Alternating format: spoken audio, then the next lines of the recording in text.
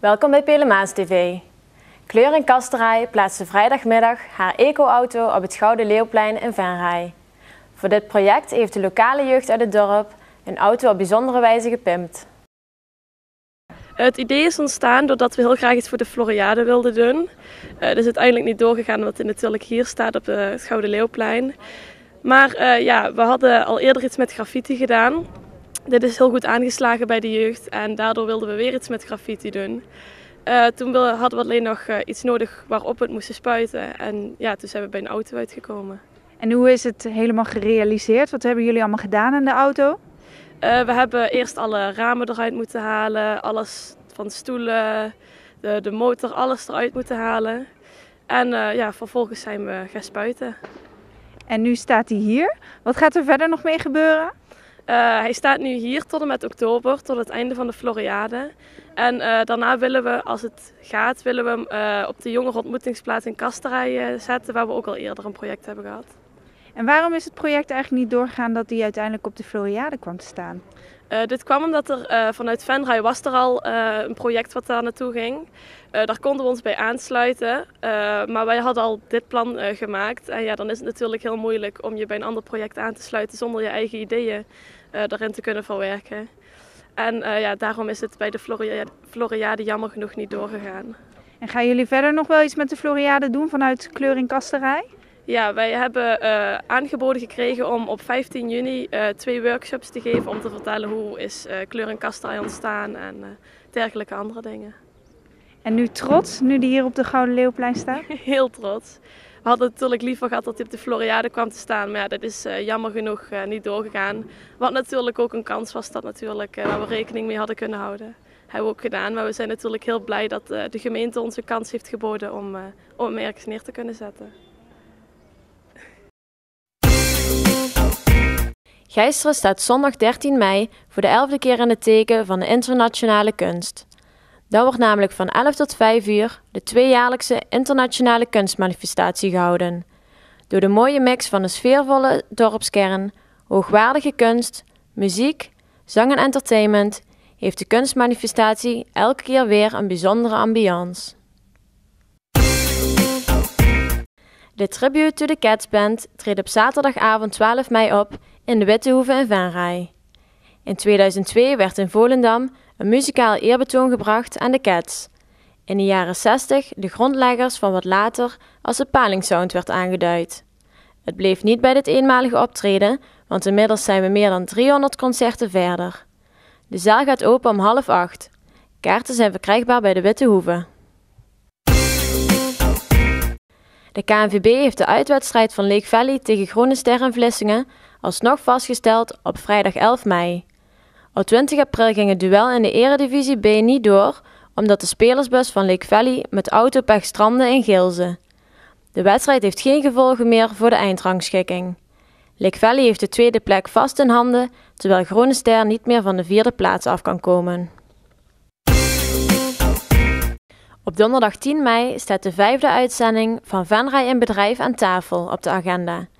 In deze uitzending komen Twan Rijntjes, eigenaar van bloemenkwekerij Rijntjes in Veulen, Jeroen Tienk, directeur operations van Personato Werving en Selectie in Venray en Maya Kateman van Opbergen, eigenaar reisbureau Vice Versa in Venray, aan het woord. De elevator pitch wordt verzorgd door Pascal van Nistelrooy van Car Wellness Venray en de gedichten worden voorgedragen door Edgar Braukman van Vakgarage Braukman. Deze uitzending begint om 7 uur en wordt om het uur herhaald tot en met vrijdag 11 uur. Het terugdringen van het aantal incidenten in de treinen en in de stationsgebieden. Dat is het doel van het veiligheidsarrangement Maaslijn dat deze week officieel van start ging op het station in Oostrum. In het afgelopen jaar is het stationsplein en zijn omgeving flink onder handen genomen. Ook de stationsweg werd meteen flink opgeknapt. Vorig jaar begon deze metamorfose met het opruimen van fietswrakken en sindsdien is er veel verbeterd. Nou, wat hier gedaan is dat de fietsenstallingen zijn uitgebreid. De hele zaak is veel opener gemaakt. Dus je ziet, er is meer fietscapaciteit. De parkeerplaatsen die verdwenen zijn, die zijn op een andere plek. Hier vlak tegenover de gildeopleidingen zijn die teruggekomen. Het is de busstation, dus de bussluis is vergroot en aanmerkelijk toegankelijker gemaakt. En je ziet ook dat een aantal groenvoorzieningen tussen de perrons en de fietsenstallingen, die zijn eruit gehaald. En die zijn nou breed toegankelijk via trottoirs en trappen. En dat betekent dat het ook veel opener is geworden, makkelijker is om je fiets te stallen. Dus meer uitnodigend om hier ook netjes je te gedragen zoals het moet. Verder zijn er een aantal verkeersstromen ook uit elkaar gehaald. Bus, taxi. En is de stationsweg heringericht zodat er minder snel gereden wordt. Zijn drempels aangebracht. Hebben we de komgrens iets verlegd. Dus bij de gildeopleidingen is die wat naar buiten gelegd. Zodat mensen niet meer zo hard aankomen rijden vanuit zeg maar het buitengebied. En hier het station benaderen. Dus dat is iets wat de veiligheid fors ten goede komt. Want veiligheid en het veiligheidsgevoel voor reizigers, dat was het hoofddoel van alle ingrijpende maatregelen. En dat gaat verder dan alleen het station Venray.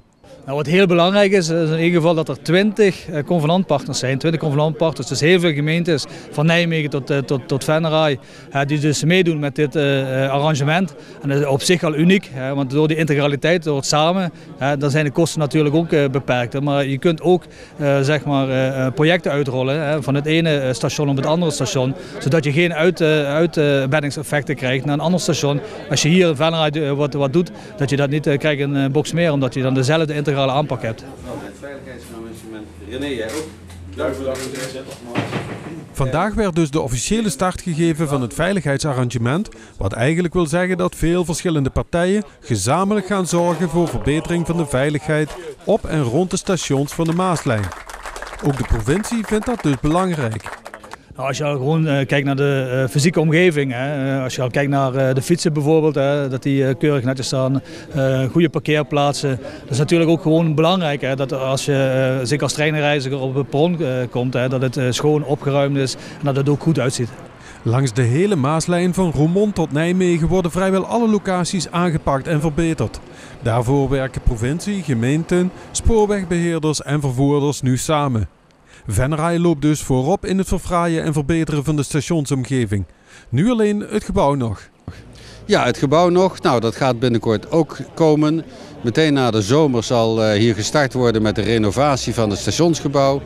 ProRail gaat dat aanpakken in het kader van het project Prettig Wachten.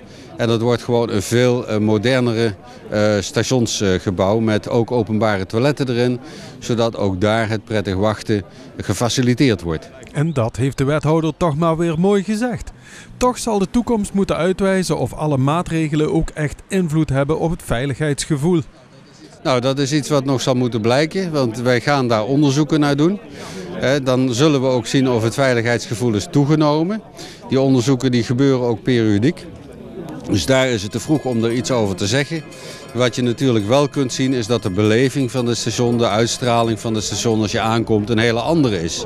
Veel minder gesloten, veel opener, veel overzichtelijker en veel vriendelijker, ontvankelijker voor mensen die hier naartoe komen.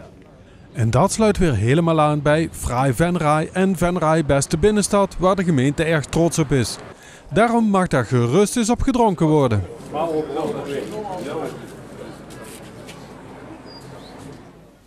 Bedankt voor het kijken. Tot dinsdag bij de volgende uitzending van Pelemaas TV. Tot ziens.